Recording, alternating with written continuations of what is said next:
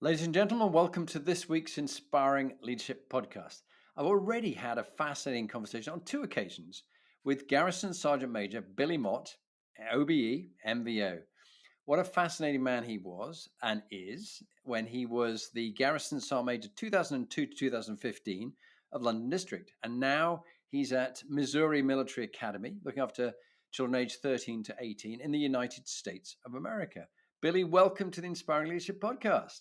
Very good morning to you, Jonathan. It's really I good. was, if I can, please, I would say it from the outset. I'm having a problem with vocal cords, so for any of your listeners, if they are listening in, it's not their sound quality on their speakers. I'm sorry to say it's my voice that I'm struggling to talk with. Yeah, well, and we were chatting about it, Billy, having been on parade grounds and had a ability to shout so loudly people could hear you all the way down the Mall in London.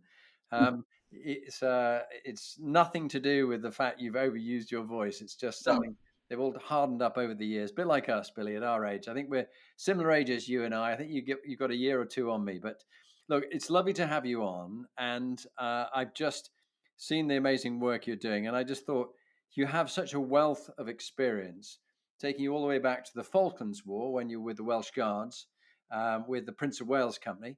And is it right the Prince of Wales Company are all particularly tall? Do they have to be taller than the others? it, that was the original outset. Uh, I can remember when I first joined, they had a sizing parade. They'd just come back from Northern Ireland, and Bill Evans was the company sergeant major, wonderful man. My first uh, sort of like role model that helped me model myself because I was inspired by that man. But yeah, the sizing parade, and I was about 3 or 4 from the end. Now I'm 6'3", and I was close to the end of the smallest size on the sizing parade, but that's how it used to be. The tallest member in the Jam Boys in the Prince of Wales Company, and that name Jam Boys originates from asking for extra food during the war, and they were given an extra packet of jam as that was the extra that the quartermaster was willing to give them. To make up for the fact they were so tall. Yeah, And so at exactly, yeah, 6'3", you were at the almost at the shortest end. How was amazing. what was the tallest person? Oh gosh, I think it was Tony Smith, Steve Bartlett, Tony Smith. There was a few lads that were around about the 6'6", 6'5" mark, Yeah. and they were the big lads. It was like walking through a forest when you went near them. But it's only a couple of inches bigger than me, but that's a big difference. It is a big difference. It is a But big difference. nowadays, it's not quite the same with regards to that height requirement. Yeah. Um, But you and I were talking about, and I served for a couple of years as a platoon commander in left flank of 2nd Battalion, the Scots Guards. I think it God was, bless the Scots Guards. yeah, I was 14 platoon. I think I was the platoon commander, and I loved my time with the Guards, and was almost tempted. And my company commander very kindly suggested, had I thought about thinking of transferring to join the Scots Guards. I was Royal Signals at the time on attachment, and I said I'd be very honoured, but I wasn't sure. I didn't think I was pompous enough to become a good guards officer, and a young Halifax lad. And I'm pleased I didn't, because a year later they merged the 1st and 2nd battalions together, and I would have probably been out of a job. So it was just as well I hadn't joined, because they did merge the two. But that 2nd battalion, Billy, was in the Falklands War with you. Yeah. And on the 8th of June, 1982, you were on board the Sir Galahad when it got hit by some cluster bombs, which, as you were explaining to me, set off the mortar bombs which blew up the ship.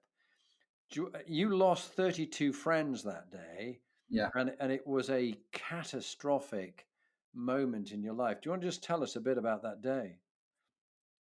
I look back on it, and as you grow older, I think your interpretation of things, it doesn't soften, but you become more understanding with traumatic events. And I truly believe that we all went through a really bad moment. But because I had my brother there,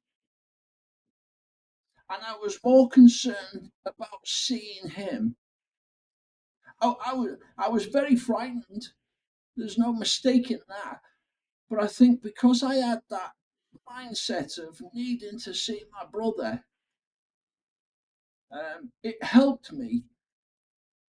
And I think that as the years went by, I think I am blessed that I had that because it didn't allow me to close down in shock, in all these things that the body just naturally does in a traumatic occasion. I was able to stay focused. And I think it really truly helped me Yeah. to get through that because it was an awful day. Yeah. Um, and a lot of families are still suffering from that. Yeah. No, I just can't imagine what we're going through. And as this is called a program called Inspiring Leadership, um, it's really leadership lessons that you, Billy, can pass on to those listening around the world in 125 different countries, including there'll be a number in America and in the UK, but in many other countries as well, about lessons about leadership. And in that moment of crisis, when so many had been killed, so many died of burns afterwards and terrible injuries, who would you like to call out for their personal leadership, and what qualities did they show at that time which are relevant for us all today? I would say one word: all those officers, all those warrant officers, all those sergeants that have inspired me. And I just mentioned Bill Evans, 33, Tony Davis, 22, another great man. And I think because of their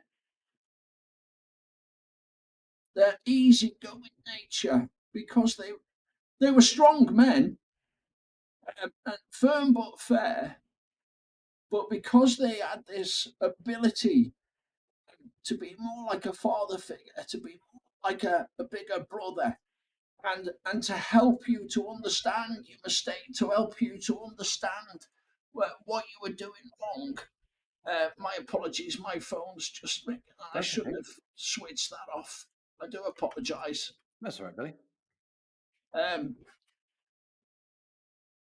because of their humanity and being humble, it helped me to understand what I was doing wrong and to be more uh, able to accept and take responsibility for what was wrong.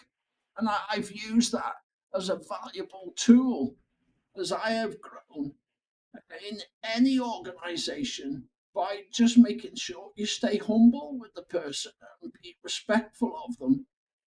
And because they're going through a trauma anyway, they've probably already ripped themselves to bits about their mistake. So it's a case of keeping that in mind as you approach and come up with a solution in regards to Yeah. the outcome. And you and I talked about one of the themes, both in the latest book, The CEO's Compass, how to navigate your team through turbulent times, and also from other podcast guests, is the three hums: humility, humanity, and humor. And you've just talked about that. But the military, and particularly the Welsh Guards and the Brigadier Guards, has a lovely sense of humor. I remember some of the comments that the Garrison Sergeant Major or the Academy Sergeant Major would say at the Military Academy at Sandhurst. Some of them are unrepeatable today, but little ones like he'd walk past some officer who'd stare back at him and said, "Are you looking at me with sex in your eyes, sir? I might just take you up on it." And but some of the comments, the humor. Tell me about the humor, and can you remember some humorous moments and comments that stick with you today? We had a wonderful regimental sergeant major who was a Welsh speaking man. So he'd go home in the evening and he'd speak Welsh to his family. Now, when he came into work, the second language, he'd speak English. So there were occasions where it wasn't that he was saying anything wrong, it was just the way he put over.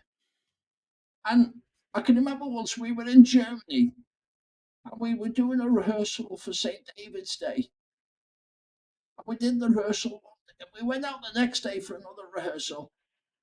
And because the snow had fallen overnight, you couldn't see any of the marks on the square. He actually turned around and said, "Everybody stand on the imaginary white line."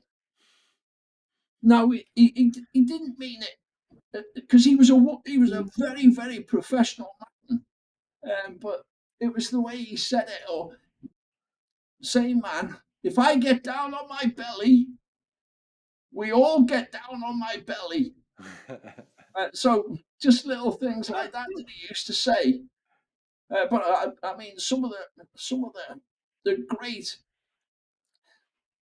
punchlines that people have said. If you don't get your arms up, I'm going to rip it off and stick the soggy bit in your ear. Or, just little things like that people used to say. And I've worked with some extraordinarily professional characters in the Welsh Guards specifically who have got such a wonderful sense of humour, and they were able to apply that to the drill square. And I think it's a valuable thing to have, because when things are difficult or when you're working hard, it's always good to have that little bit of sense of humour to just soften the blow, to make it a little bit easier for people to have a little bit of a laugh and a joke while you're going through something difficult. Exactly. And on the topic of leadership, for people who've never been in the military, and a lot of people listening haven't, they're CEOs of different businesses, what was it that you aim to teach leaders through drill?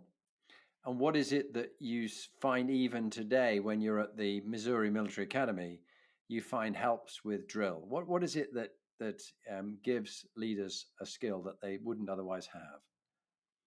I think it's self-discipline, the ability to remain calm, to remain still until you're given a word of command, but to be able to react instantly to that word of command.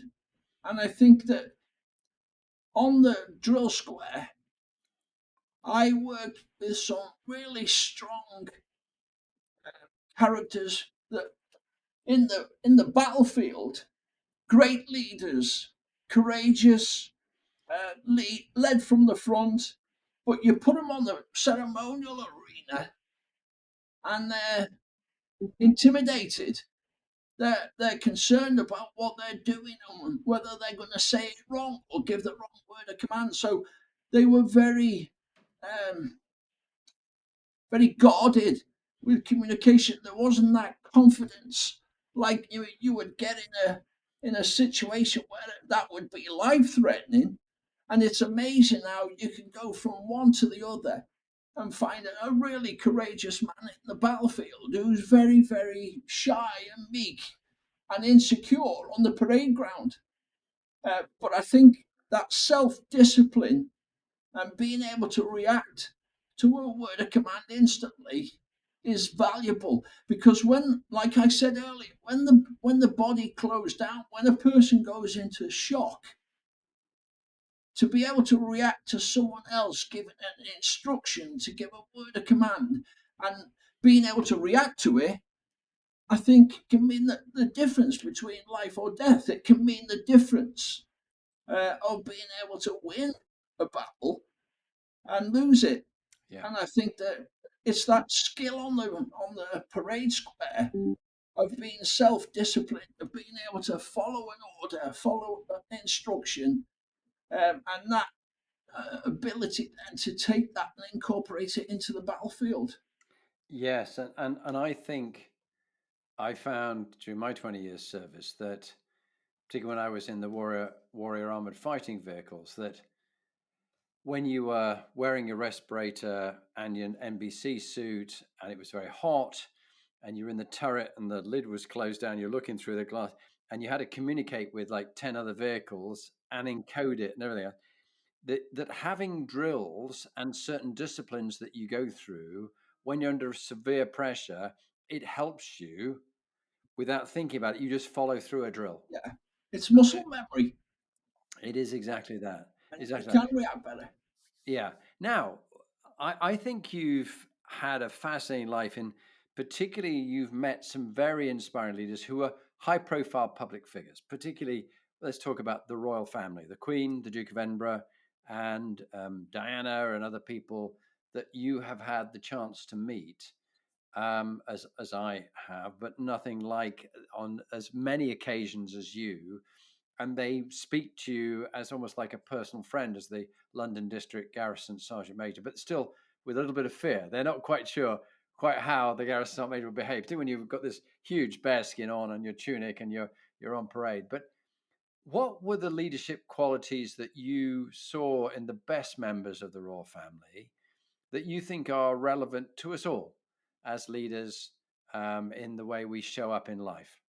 I think they were sincere, humble. That word comes up so many times for some of the hierarchy, not just the royal family, but members of government, members of the armed forces hierarchy, the CDS, the CGS, the Royal Navy contingent, the Royal Air Force. Being humble, being sincere, being understanding, and allowing a conversation to be controlled by a junior rank was an admirable quality from all of them, because they would listen to you, and it wasn't a fear factor regardless of the size difference. It was more to do with the fact that they knew that I was there to support them. So the advice that I was giving them, they knew they were going to do well by it. So I think that the vast majority, from Her Majesty the Queen down, and the CDSs that I worked with, and all the hierarchy in government and foreign heads of state, they would accept advice in a humble, mature, sincere way, or they could drop a clanging if they didn't. And what was one of the funny stories you remember? You don't have to mention who it was, but with a VIP that you sort of helped them disengage themselves from an embarrassing moment or something, or you helped correct them when they got it badly wrong. Can you think of an occasion? Uh, More to do with governmental figures because they're civilian. I know we did have a lot of military in government, but for those that were non-military minded, it was a difficult challenge for them. They've been thrust into that position, whether that's the foreign secretary or the prime minister or those sort of very crucial roles, and they haven't got a clue about how to stand to attention, or how to lay a wreath, or how to pass a colour and respect it and show the respect required, the etiquettes required on a ceremonial occasion. So I can't speak of anything specific, but I can remember once he was the foreign secretary was coming over to Horse Guards on a state visit, and he was late. So there's a side gate to come from 10 Downing Street, and to get over to the pavilion where all the hierarchy of United Kingdom are. Her Majesty the Queen's there. The Duke of Edinburgh is about to arrive with the head of state that he's met at the airport. You've got the Prime Minister. You've got all the service chiefs.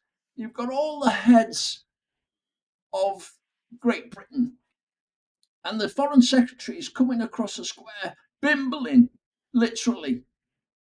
So I shouted, "Sir, you need to get a move on and get over there because we've got the guest about to arrive." And I had the Foreign Secretary running. So that's one thing that's just come into my mind now. Yeah. And God bless him. He realised the importance of it. He might not have been aware of the value of him being on the pavilion before the guest arrives. So he did run, and he made it in time. That's very good. Well, Billy, thank you for that. And let's talk about. I'm always interested in people's origin story. Um, where did you grow up? You know, what kind of role models did you have as you were growing up, both good and bad? And how have you become the leader that so many respect today, both at Missouri Military Academy, but also throughout the British Army, people who've served with you and know you, and members of the royal family and politicians? So, you know, what was the experiences that shaped the leader you are today? I can say it in one word. One word, my mum. Your mum.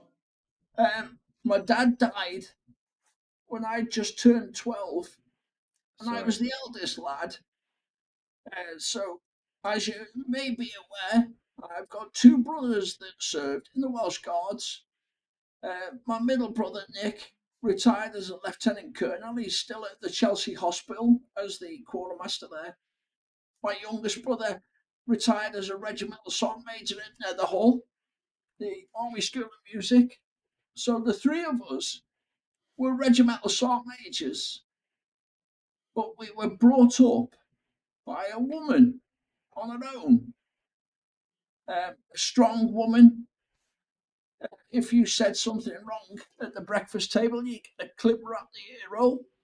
But she helped us to understand basic etiquette, how to be respectful to others, how to adhere to rules, how um, to conform to what was required in a specific incident. And I think my mum put me and my brothers on the right road because she made us streetwise, uh, she made us humble, she made us respectful, she made us appreciate anything. I can remember having a pair of sneakers. They were bumpers. They were called bumpers, like baseball boots. And I had to put cardboard in the sole because there was a hole in the bottom of the bumper. And I mean, if I was to imagine that now, gosh knows how much a pair of sneakers are. 100, let's say £100. There was no way I was going to get anything like that when I was a young teenager because my mum couldn't afford it. So it made us be respectful of what we had, materials, whether it was our clothes or anything like that. And it just made us sincerely and humble people. And where did you grow up? Where were you living? Ellesmere Port, which is it's about 6 miles from Chester. Chester's the nearest city, and Liverpool is just the other way, about 19 miles. And we're right virtually on the border of North Wales, which was then the link for me to join the Welsh Guards because I had a lot of mates. My favourite school teacher, who I still keep in touch with, wonderful man, Heffin Parry. He was my teacher, good North Walian, strong man, spoke Welsh fluently, had that wonderful accent that I grew to be very fond of in my military career. Um, that's where we were brought up. And you need to explain to everybody listening around the world that there were the Davises, the Williamses, the Evans, the Joneses, and the Motts. And when you talked about someone was Davis 2-2 and Williams 3-3, that wasn't their age. Tell them what that was. Well, it wasn't Williams 3-3, it was Evans 3-3, Yeah. 33, which is his last two numbers. Tony Davis, absolutely, yeah, I love him to bits, and he was my regimental song agent in the Falklands. He retired as a lieutenant colonel, received an MPE for services, then received an OPE. Wonderful man, who I still keep in touch with him. He's just celebrated his 80th birthday, and I did a video call from here just to say happy birthday. And so his last two numbers in his army number is 22. So he was known as 22 because there are a lot of Davises.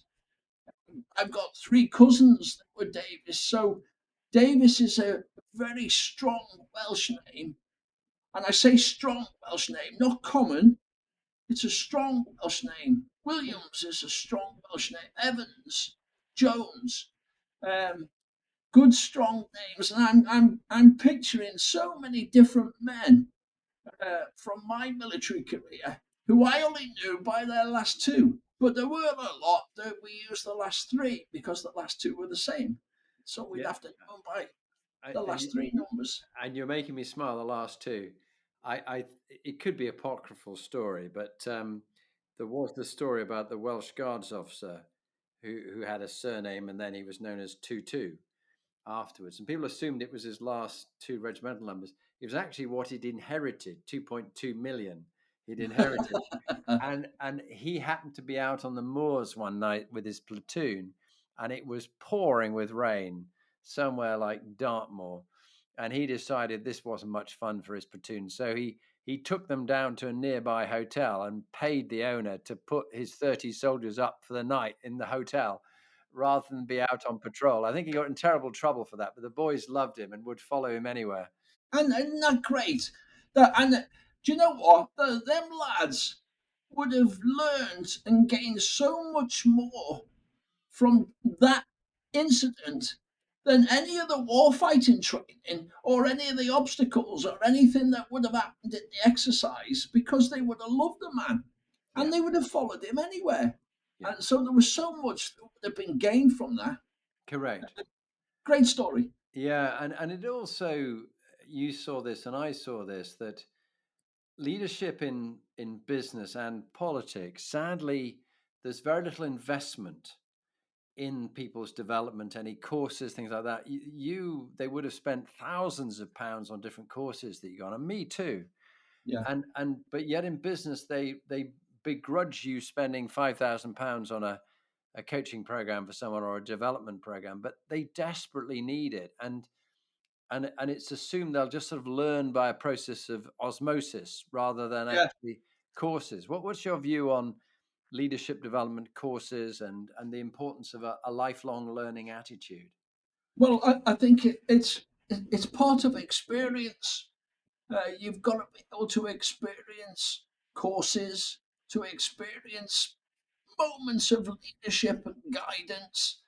And I think the more that you can get under your belt with regards to the course side of things or the experience to go away to go to a different organization to see how they work, to see how they are controlled, to see how they're led, to see how they're inspired, so that you can incorporate that and bring that back to home, is valuable.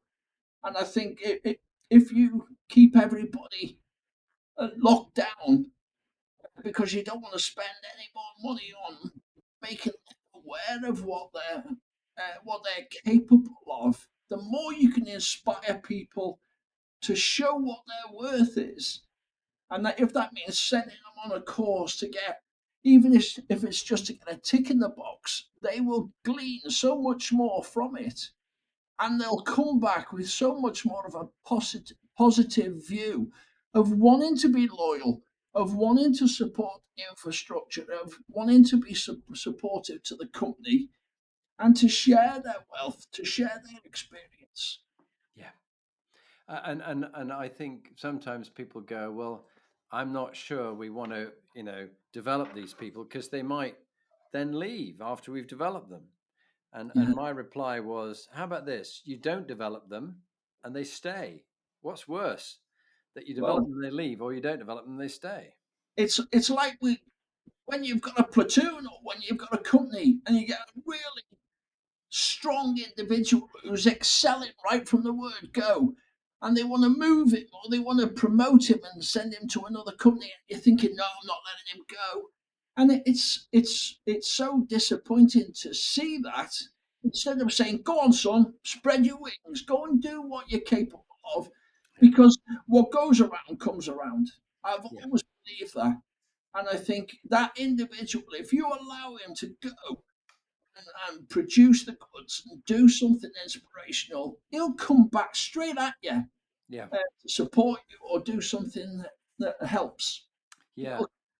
And did you, in your service, did you have any of your good soldiers who went off to the special forces like the SAS?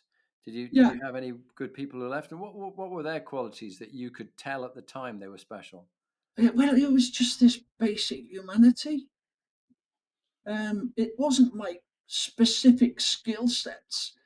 It was just that they mind their p's and their q's. They were respectful of others. They followed guidance. They followed leadership. They were disciplined. Self-discipline, I think, is a valuable instrument for any special forces man. And I've got some wonderful friends who serve special forces, and I wouldn't want to be on the receiving side of their war fighting or their profession. But as men, uh, strong, wonderful characters who it was always a pleasure to stand next to at the bar. Yeah, very true. And Billy, I'm often interested in a dark moment that someone's been through personally or at work. You're a popular man. Um, a dark moment and what it taught you. Which one would you pick as a dark moment in your life or your career, and what you learned from it? Um, I lost my eldest son in a car accident when I was home on leave. Wow. Uh, and I was at the Royal Military Academy, Sandhurst at the time, as a colour sergeant. And that was a very difficult time. Um, but they supported me so well. I can remember the doctor just simply said, "Go on, get home," because the company commander of headquarter company had asked me to go back, and he was quite right. He thought me going back to be back in my work environment would be the best thing for me, but it wasn't. So the medical officer said, "No, get back," because I just needed to be where my lad was, whatever it was that was going through my mind at the time. And the Royal Military Academy, the military system supported me 100%, didn't expect anything from me. There was no challenge whatsoever. And I even had a visit. I was at my mum's home in Ellesmere Port, and the then regimental sergeant major at New College, Dave Cox, Dave just, Cox was my colour sergeant at 4 Platoon, well, and we still have our reunion. We got one next year with Dave Cox. wonderful. Well, he came to see me. He came to Ellesmere Port, came to see me, just relaxed, wonderful man. You know, I've been so privileged to be surrounded by this wealth of really good human beings, men and women, strong men, strong women, who it's been a pleasure to work with, work for. But Dave Cox is one of these guys that he came along, he just sat and had a chat with me, understood that I just needed more time. I never asked for it. I was just in a zone at the time, whatever that was, with the loss. So he went back to the Royal Military Academy. I had a few more days, and I'm trying to think of the doctor's name. His brother was a player in the Scottish international rugby, Wow. a great player. And I'm thinking Nixon, um, but my age is getting the better of me. It might have been Nolan. Nolan on it was an N, I'm sure, but Nolan or Nixon was the doctor. Wonderful, really, just a good soul.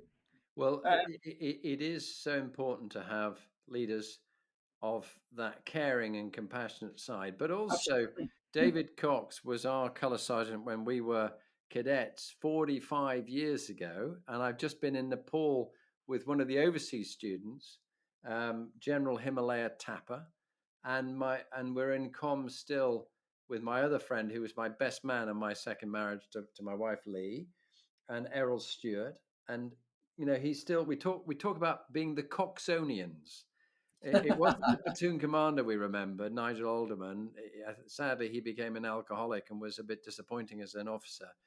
But Dave Cox, we should have been the Sovereigns platoon. We were so close to it. We missed it by a margin, but a small margin. But he was such an influence on us from our 6 or 7 months at Sanders that we still have reunions. We've had about 5, and we always invite Dave Cox because he's such a legend and Yeah, quite a humble man. Funny enough, when yeah, he comes, very. he doesn't want to speak. He doesn't want to say anything grand, but he does. We get him to speak. But we're all together, the platoon still since then. Okay, now you're teaching 13 to 18-year-olds at the Missouri Military Academy. If you went back to see the young William or Billy Mott, age 13 to 18, what advice would you give to the young man then that's still relevant today? Don't worry about this, or this is important. What would you say, Billy? Uh, to be accountable for your Mm-hmm. actions. What I see a lot of the time is young lads, they're going to test the water, and they're going to step across the line occasionally just to see if they can get away with this or do that. And they know it's wrong. They're not supposed to do it, but they'll test the water. And I'm not going to say human nature, but I suppose all lads. And there may well be a lot of girls as well that test the water and do something that they know is wrong, but it's being accountable. And I say to cadets all the time, right, you've done wrong. It's pointless arguing over it's not a showstopper. It's not the end of the course. You've just got to be accountable. And if they continue to argue, even if you've got video documentary evidence, no matter what it is, and they still look at you as if say, "No, I didn't do it," then you punish them. Not severely, but you don't share any potential remedy. You just give them the punishment. Okay, out you go. Whereas the lad that admits he's got it wrong, you're more willing to confide in him that, okay, you're accountable for your actions. This is a remedy. This is a way to move forward, and this is what. And you inspire them, and you give them that rather than focusing on the negative. You go into the positive side of things and just reinforce that. Great advice. Billy, let's go around the Inspiring Leadership Compass with some top tips from Billy Mott to anybody who's listening about the theme of leadership. So, moral quotient, MQ first. What should somebody do when they let their values slip? So, they have a set value that they're brought up with by their mum, let's say, or the organization they're in, but they haven't lived according to those values and they let them slip. What do you recommend to get them back on track? That awareness of actions. We all make mistakes, but if you do it again or continually do it, it's not a mistake. That's a conscious action, and you're in the wrong, and you need to be held accountable for that. So I think if we make a mistake, it's not the end of the show. It's not the end of the career, but they've just got to be accountable for their actions and understand what's the best advice they can get to remedy it. Great advice. Next one, round of the 8, PQ, purpose quotient. You have a clear sense of meaning and purpose, and here you are at 64, almost turning 65. You're still in your immaculate uniform, your combats, long after many others have retired, but you're still doing that. But what do you advise to help these young men when they really haven't got a sense of purpose and why they're doing what they're doing? How do you help people, even older people, find meaning and purpose when they've lost their way? I've always found that if I'm respectful to them and just you don't necessarily have to discuss what your purpose is. You haven't got to discuss what's the theme of the day, whether it's because they're doing bad academically or they're not just getting dressed properly, they're in the wrong uniform or they're up late. If you can just talk about basics with them, make them feel that you're approachable, make them feel that you respect them. It's amazing how you can get more of a reaction that's better for them in the long run.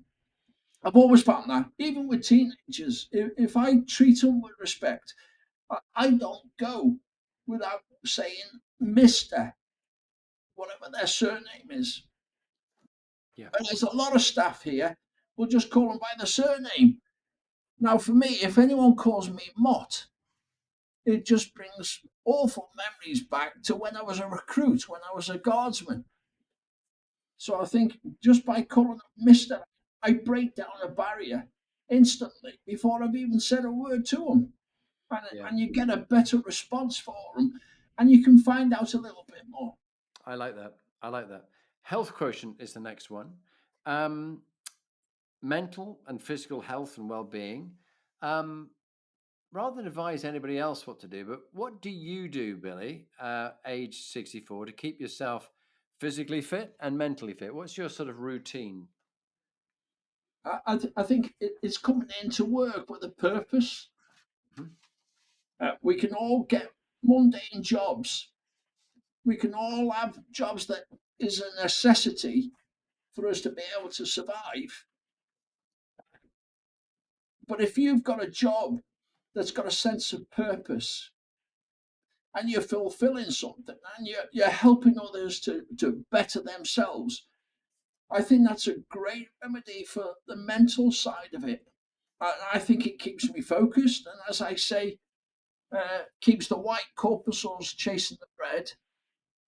So I know for a fact, on a daily basis, I will have so much interaction with different cadets for different various reasons, some positive and some maybe negative. But that Richter scale allows me to have a balanced day, a balanced life, a balanced work regime that just keeps me mentally aware. And that's 7 days a week because I'm on call virtually all the time. I get time off, but I'm available for 7 days a week. Um, and that Richter scale of good and bad is an ongoing thing. I went to with my wife to Vespers last night. They do Vespers every Sunday here. If there's no specific weekend activity, if there's not a big event going on, and the Vespers is it's a religious connotation. So one of the cadets will be a guest speaker. Just to be, he'll be given a link, talk about what your time's been like here, or whatever the case may be. And last night, Vespers was superb. So I'm sat with my wife listening to this young lad who's only 14 years of age talking in front of the core of 200 with staff as well, talking so courageously and strong. So I've got that influences my well-being. So it makes me feel good. Yeah, yeah. And I think there's something, Billy, about not retiring, because when you retire and you sort of give up, you die pretty quickly. And I think continuing to have a sense of meaning and purpose in your life, helping the lives of others, because service is part of your core, isn't it? We could cut you in half, Yeah, and it's got yeah. to serve to lead throughout that. And the next one, Billy, is EQ, emotional and social intelligence. How would you recommend people listen well to other people? What's this? Because they teach you all about public speaking. They don't teach you about public listening, do they? You know what? It's wonderful that you should say that. And I know you're a great leader. And I know you've had many people, inspiring people, that have had conversations, podcasts with you. And I think that ability to listen, we can all sit there and it's in one ear and out the other. But to be able to listen to someone, to listen to their dispute, to listen to their argument, to listen why they've got it wrong, and then to enforce a remedy or support or advice, rather than it just going in one ear and out the other, and then you say, right, that's it, you've been fined, get out. It's the ability to listen that I think is a crucial factor for that. Yeah. Thank you for saying that. And I'm reminded of two stories. One from my days in the Scots Guards, and one more recently in business. And in the Scots Guards, one of the guardsmen went to see his platoon commander, who was a member of the aristocracy. And he said, "Sir, I'd like to talk to you on something very private. Can we speak in person?" And we had a shared office, the three platoon commanders.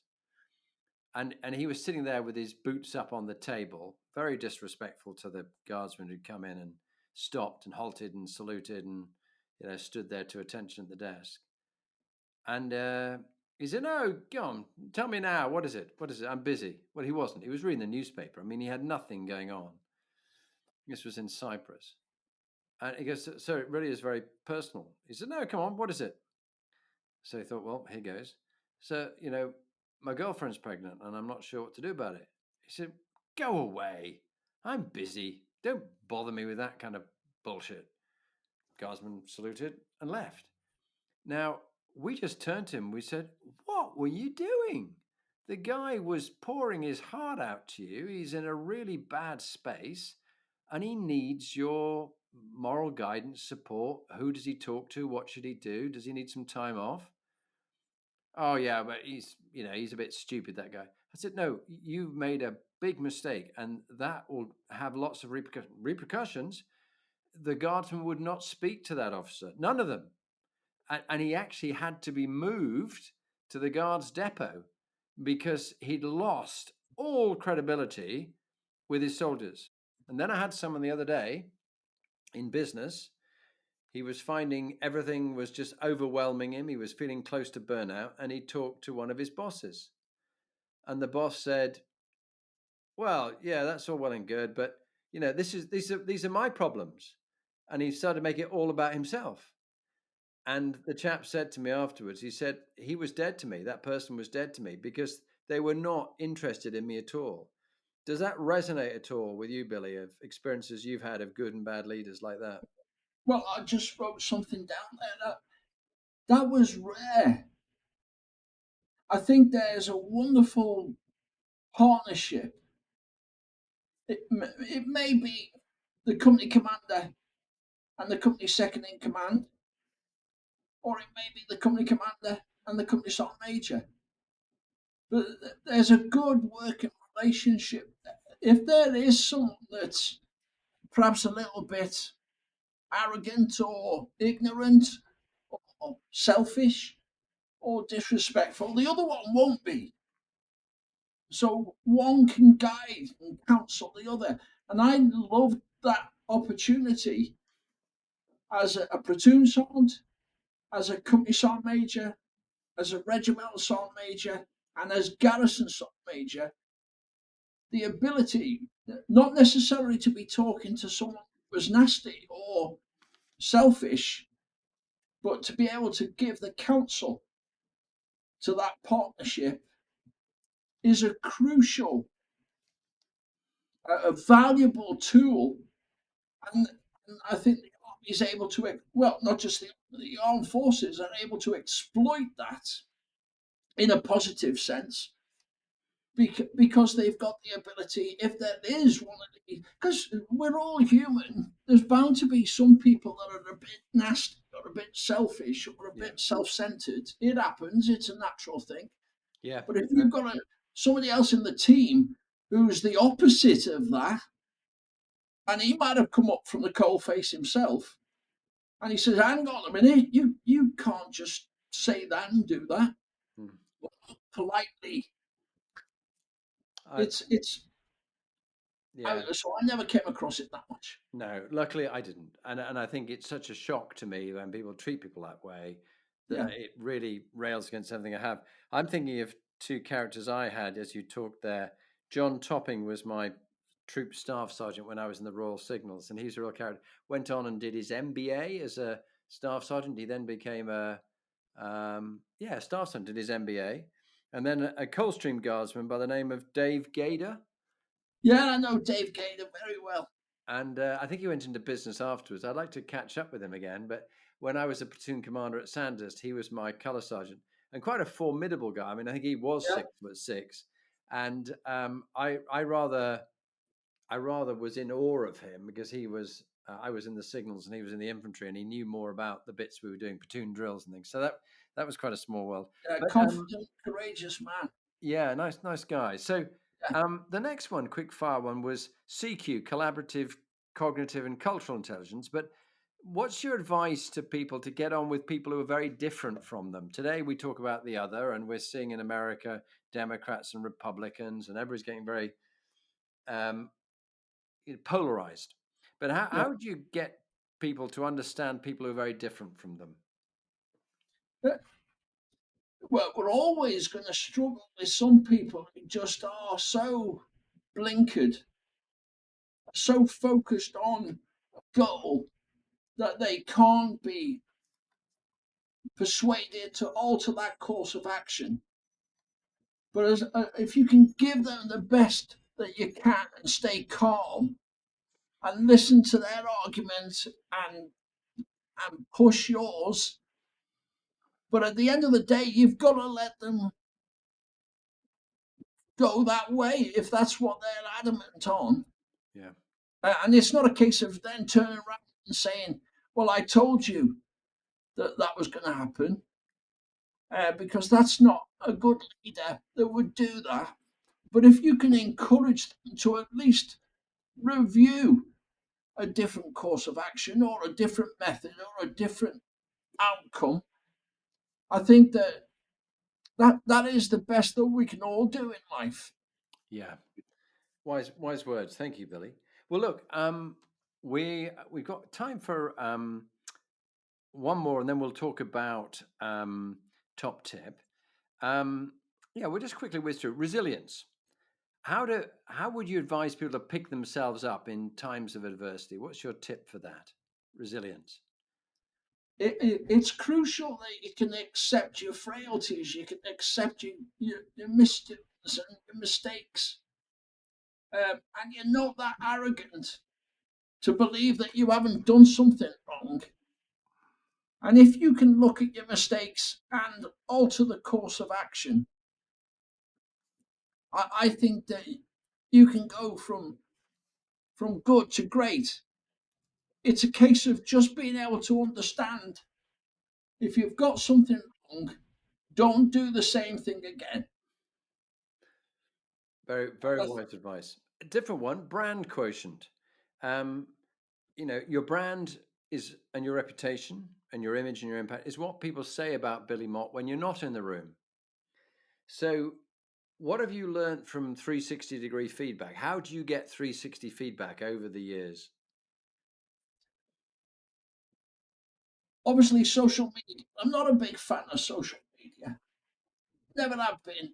But even more so now, the cadets with cell phones. I hate them having cell phones. I wish there was and I'm going down a rabbit hole, and I know at the moment, but I wish that there was a law, legislation to say that a child can't have a cell phone.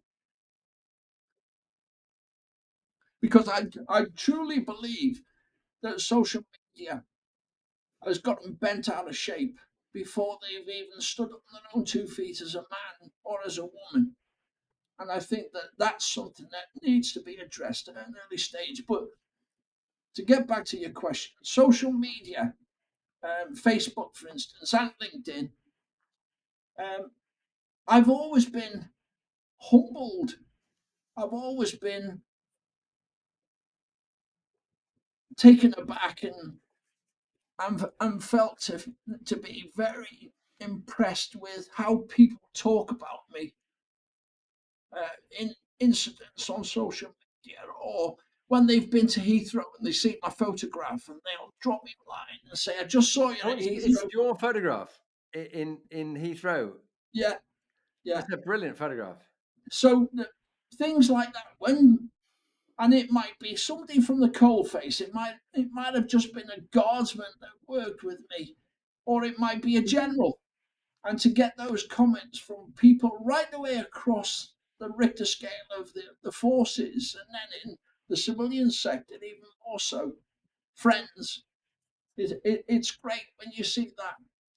Just giving you a pat on the back on social media. I love it. It's very nice.